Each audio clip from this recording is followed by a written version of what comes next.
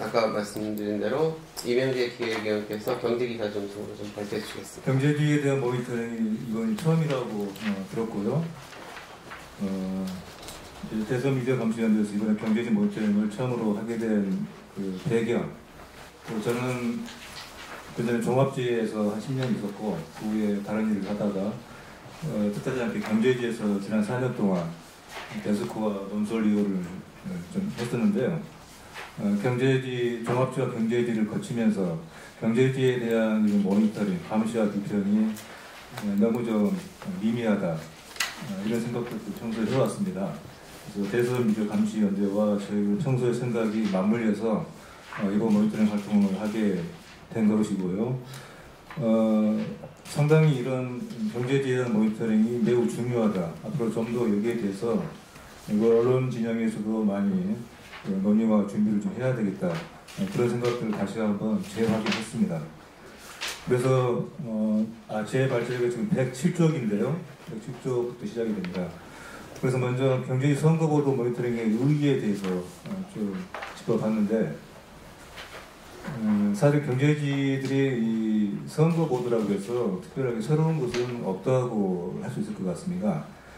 평상시의 보도 논조와 이런 사안에 대한 시각이 평상시나 선거 때나 크게 다를 건 없다고 봅니다. 다만 선거라고 하는 국면의 특성상 평상시의 보도의 연장이면서 또 그것을 더욱더 확대 재생산하기도 하고, 때로는 매우 이 선거가 갖는 특성상 정책과 공약에 대해서 매우 극단적인 이런 규정, 비판, 또 때로는 후보들의 생각을 견인하려고 한다는 것, 그런 점들이 매우 집중적으로 나타나는 양상이다, 그렇게 볼 수 있겠습니다. 아무튼 이제 그런 점에서 선거 기간에 경제지에 대한 모니터링을 하는 것은 두 가지 이중 효과가 있다. 경제지의 선거에 대한 모니터링과 함께 경제지가 평상시에 내보내는 경제라든가 사회적 문제에 대한 시각을 살펴볼 수 있는 집중적인 계기가 될 수 있다. 이런 이중의 효과가 있다고 봅니다.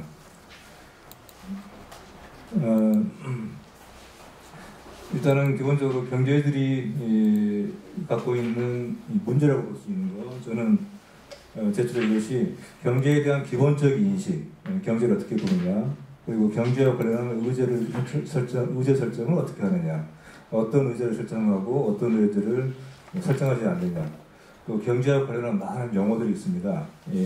뒤에서 쭉 살펴보겠지만은 뭐 반기업 성서라든가 또 경제 자체가 무엇인가, 또 경제 관련 공약에 대해서 포퓰리즘이라고 규정하는 것, 그것의 그 의미가 어떤 것인가, 또 예컨대 오너라고 하는 말도 사실 이것도 문제가 있는 용어들인데, 이런 용어들에서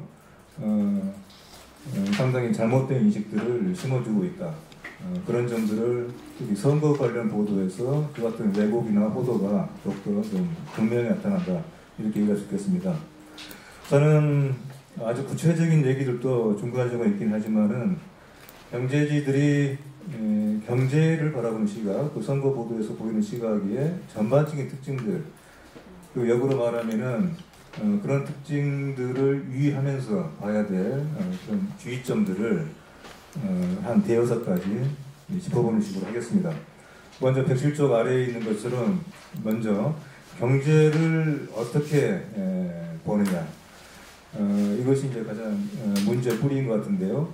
일단은 경제에 대해서 매우 협소하게 이렇게 인식을 한다. 그리고 경제를 지나치게 신성시한다. 이런 걸 볼 수 있겠습니다. 그러니까 경제에 대해서 상당히 협소한 인식을 하고, 그런 협소한 인식이 협소한 보도를 하고, 다시 협소한 보도가 협소한 인식을 부르는 이런 그 순환 과정, 악순환 과정이 나타나고 있고요. 또 경제에 대한 지나친 신성시, 경제지상주의가 경제 외의 것에 대해서 배척하고 부정적인 시각을 낳고 있다, 이렇게 얘기할 수 있겠습니다. 그리고 이제 같은 선상의 문제이기도 하지만은 또 다른 문제가 경제 주체를 특히 대기업 중심적으로 본다. 그래서 이번에 선거 공약에 대한 평가에서도 친대기업 여부를 잣대로 좋은 정책이냐 나쁜 정책이냐를 가르는 그런 논조를 꾸준하게 볼 수 있었습니다. 예컨대 그 10명 대선 후보 경선 과정에서 대선 후보 10명 중 9명이라고 하는 압도적인 숫자로 그 동의를 표시한 대기업 개혁에 대해서 대기업 때리기다, 기업 비용이 위축될까 우려된다, 파퓰리즘이다, 이런 비판을 했죠.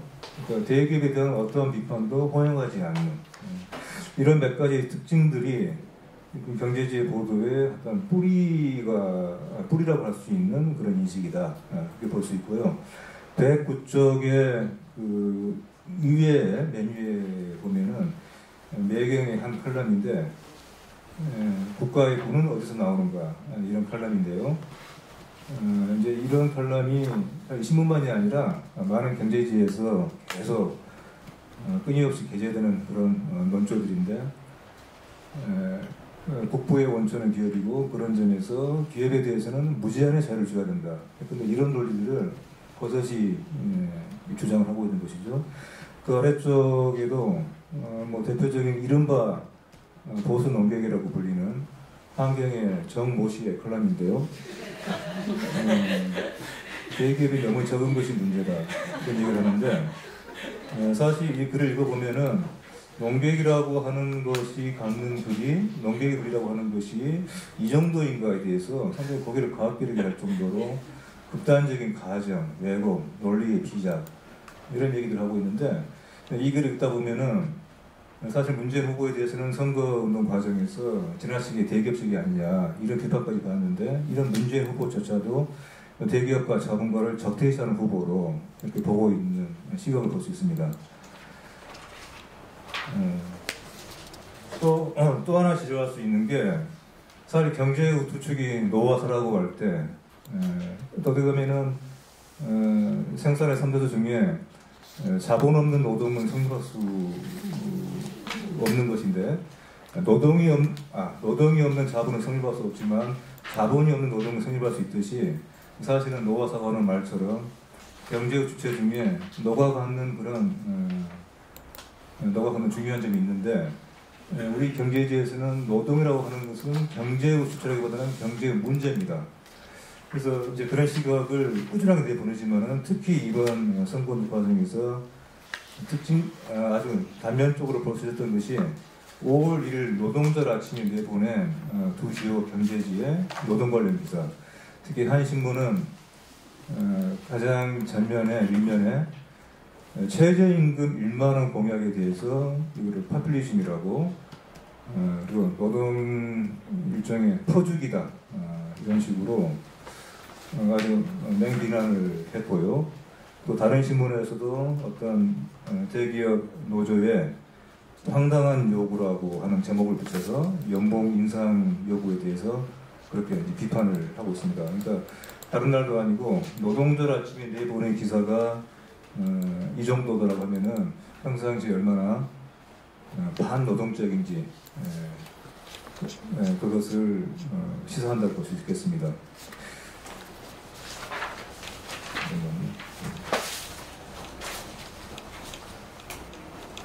예.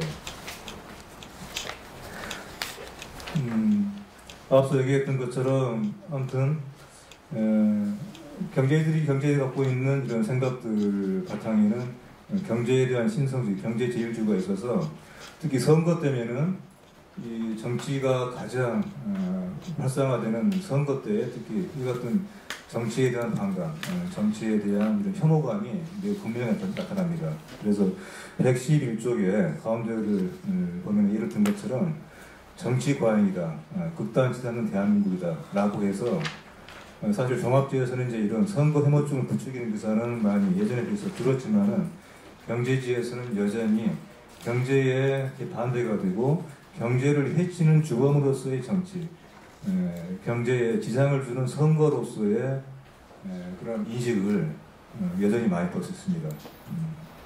그런 점들 지적할 수 있겠고요. 그 111쪽 아래쪽에 3번을 보시면 여기 제목이 나와 있는 것처럼 경제지들이 특히 많이, 특히 선거 국면에서 유포하는 언어가 파퓰리즘이죠.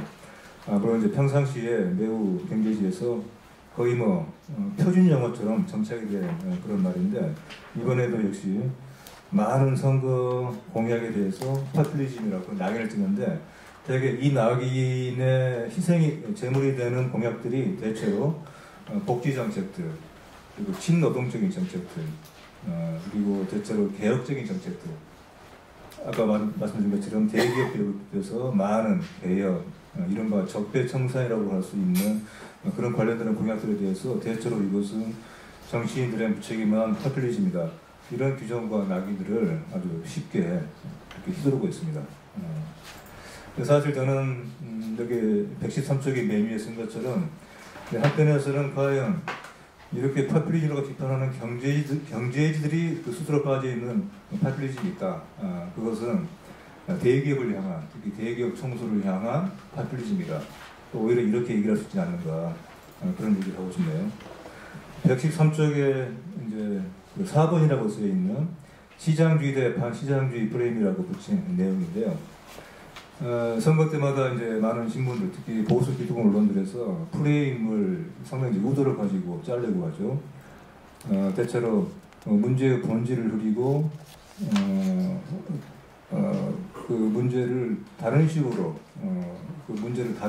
논점을 혼란시키는 그런 프레임들을 많이 제시를 하죠. 특히 이번에도 적폐청산은 국민통합에 대립되는 것이다. 적폐청산 대 국민통합, 분열이냐 화합이냐 이런 식으로 구도를 많이 제시하려고 했죠. 종합제의 같은 프레임이 상당히 먹혀들 뻔했지만은 결과적으로는 다른 선거들에 비해서는 그렇게 큰 이력을 발휘하지 못한 것 같습니다. 경제지들도 이런 종합제하고는 다른 또 다른 프레임을 내세웠는데요. 이제 그 중에 대표적인 것이 시장주의 대 반시장주의, 자유경제 대 반자유경제, 이 프레임이죠. 경제지들은 그래서 이 기준을 가지고 후보들의 정책과 공약에 대해서 타당하지 않다, 이런 심판을 내리는데요. 그런데 이제 이런 식의 말까지 있습니다. 113쪽의 아래쪽에 보면은 어느 한 컬럼에서 다운받았는데 하도 이런 말을 대담하게 하는 것이 좀 황당해서 주목이 됐습니다. 경제적 자유보다 민주주의를 더 귀하게 여기는 게 좌파다. 그러니까 민주주의와 경제적 자유를 상충하는 것으로 규정하는데요.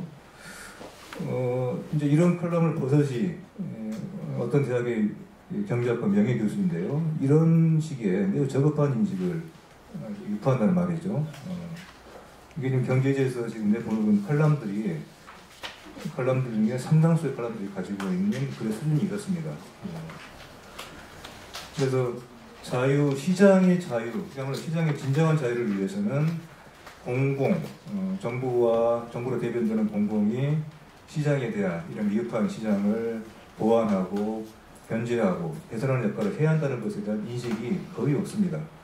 시장을 해치는 불공정, 불합리를 교정하고 시장 안에 반시장을 개선해야 오히려 제대로 된 시장이 형성된다는 것에 대한 이해가 없거나 무지하거나 이해하려는 의지가 없다는 것이죠.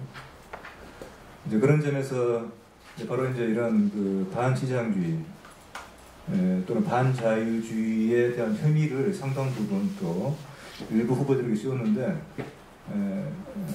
상대적인 것이겠지만은 안모 씨에 비해서는 이제 문모 후보에 비해서 큰 정부, 대체로 시장의 자유에 대해서 좀 부정적인 그런 후보로 낙인을 찍으려는 노력을 계속 펴왔던 것 같습니다.